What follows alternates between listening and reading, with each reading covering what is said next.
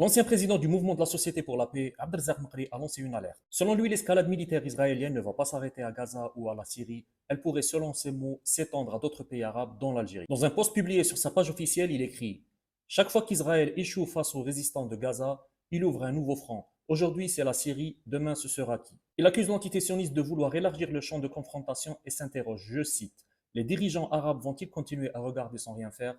Pensent-ils être à l'abri en restant derrière leurs frontières?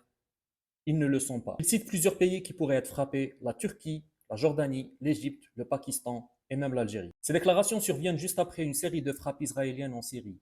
Des raids ont visé mercredi des zones très sensibles, le bâtiment de l'état-major, le ministère de la Défense et même les abords du palais présidentiel à Damas. Dans le sud, la province de Souaïda a elle aussi été ciblée en pleine tension interne entre groupes druzes et bédouins.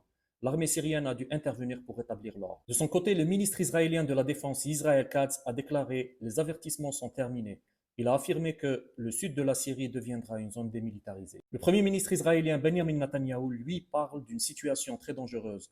Il dit vouloir sauver les Druzes et éliminer les gangs du régime syrien. Pour Makri, tous ces éléments sont liés. Il dénonce une forme d'immobilisme dans les capitales arabes et craint que le silence ne soit interprété comme un feu vert pour frapper ailleurs. Une chose est sûre, la tension monte et certains observateurs comme Makri y voient déjà les prémices d'un conflit régional beaucoup plus large. Dites-nous en commentaire ce que vous en pensez.